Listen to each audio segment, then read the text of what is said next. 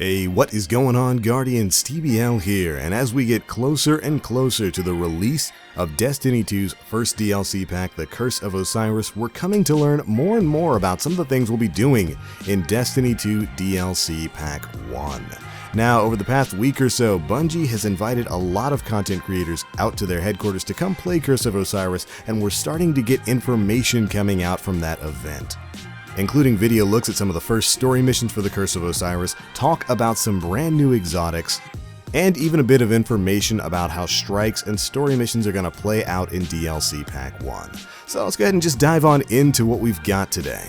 First things first, a lot of this information is coming from PCGamer.com. They were one of the people who got invited out, and they posted a 10-minute full gameplay footage of one of the first story missions from the Curse of Osiris. The story itself centered around reactivating the power to the lighthouse and bringing Osiris's lost ghost, Sagira. We got to meet her during the Bungie livestream to the lighthouse, where we could learn how to reactivate her. The mission had the player guardian roaming around Venus, taking out a bunch of Vex from different periods of time. It's actually really cool. We got to see some of the normal, like minotaurs and whatnot, and goblins and hobgoblins, and then we got to see, when they got near the gate that leads into the Infinite Forest, some precursor style Vex coming out. We even got to see the brand new harpy that seems to be all the rage amongst the community, as they are lovingly referring to him as the Spinner Harpy, as well as other precursor Vex like what we would see in the Vault of Glass. Now, during this gameplay video, they talked a bit about the structure of the Curse of Osiris and their overall experience going through the campaign. The campaign itself won't take you too long. It's going to be a couple of hours. They mentioned that they saw about 8 campaign missions, 2 of which were substantial enough that they're going to be added to the strike pool, which kind of confirms that strikes are going to be tied back into the story. This is something we haven't seen since Destiny 1.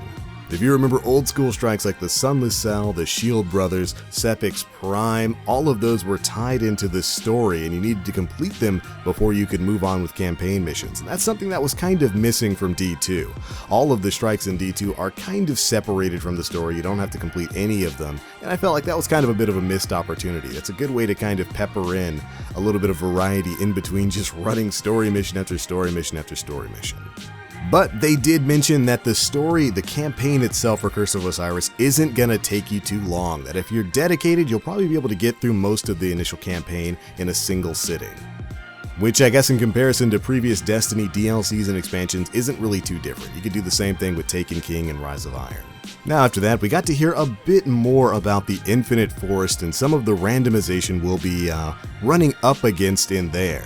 In particular, they mentioned that Bungie really wanted to hammer home the point that while it's not going to be procedurally generated, they wanted to provide a different experience each time you run through. So it's not going to feel just like a normal story mission where you know exactly where to go if you've run any of the story missions in Destiny, especially back in D1 with the story playlist. You get into those darkness zones, you know exactly where those majors spawn, you head right to those doors, you clear them out, and it almost becomes mechanical, and that's something Bungie wanted to avoid with the Infinite Forest.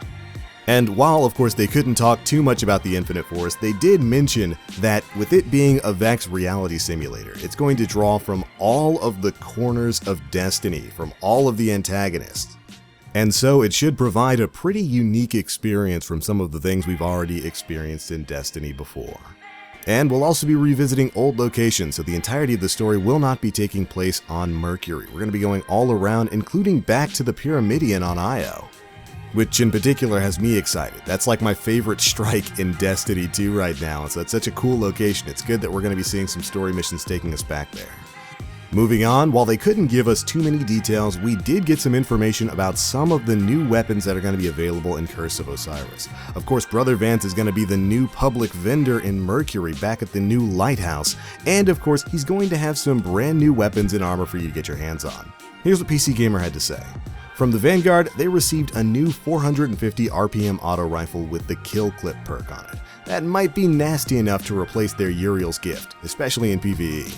Which to me sounds pretty good. Kill Clip is a fantastic perk, it really works well and does wonders on guns like the Antiope, and I can't wait to see what this auto rifle is going to be promising. They continued on by saying that there will be weathered-looking guns that are destination weapons and can be earned from subquests after the Curse of Osiris campaign has been completed. These are very likely going to be the forge weapons that we learned a bit about during Bungie's live stream, where after you completed the campaign, you'll be able to complete some kind of sub-quest that's probably going to act like the world quests do when you beat the campaign of Destiny 2, and will allow you to forge brand new weapons that are unique to the Mercury subspace.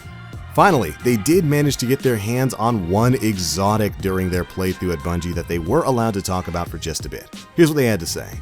I did manage to snag one exotic during my playthrough, a Vice grenade launcher called the Colony, which you can briefly see during Bungie's original Curse of Osiris trailer. It uses insectoid robot grenades, which scurry around looking for a target if you miss your initial shot, which, it being a grenade launcher, you often will. Glad to see that everybody feels the same about grenade launchers as I do. Still, I have to say, I grinned every time I fired it. The reload animation even has a frame of hesitation in it, which is either because the clip is magnetic or your Guardian is unsure about handling live nades. Either way, it looks sweet. And indeed, you do get to see this grenade launcher live in a previous Bungie trailer. You get to see it kind of fire out. It happens very quickly, but you do see the little kind of mini insectoid grenades going and seeking out targets before detonating.